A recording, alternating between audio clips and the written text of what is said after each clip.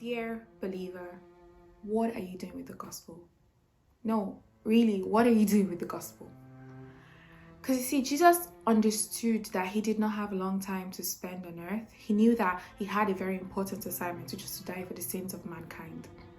And he knew that after he was gone, he would need people to spread this message, the message of what he had done for man.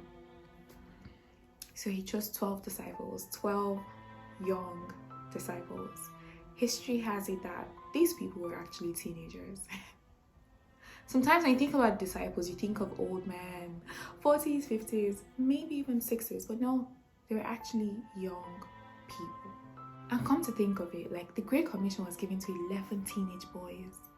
This message that has been spread to different parts of the earth, that is in circulation right now, the message of Jesus was given to 11 teenage boys.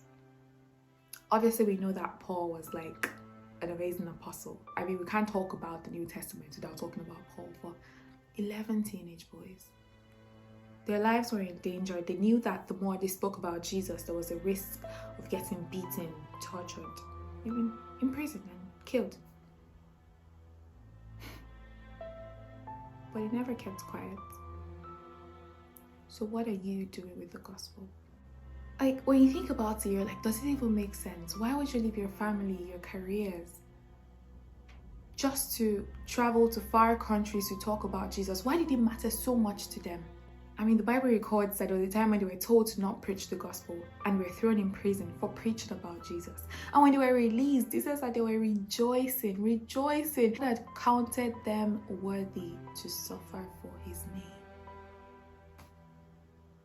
What are you doing with the gospel? What are you really doing if you're not telling people about what Jesus has done? Jesus has done the work, but it makes no sense. It's of no use if we don't tell people what has been done. Jesus did it. We tell it. We must preach the gospel. It's not optional. It's not for pastors. It's not for a select few. It's for every believer.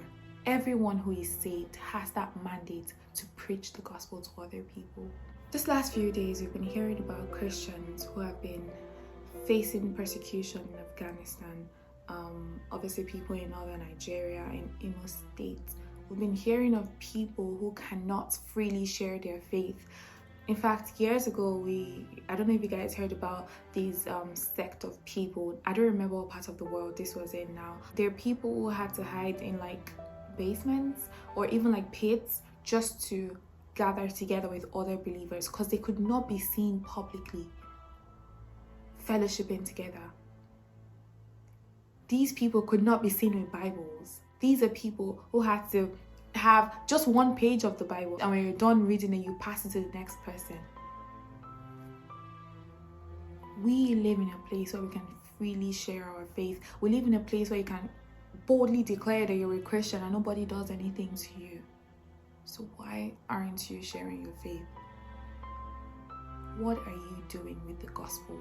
Knowing that the gospel is the power of God unto salvation and people need to hear it to be saved.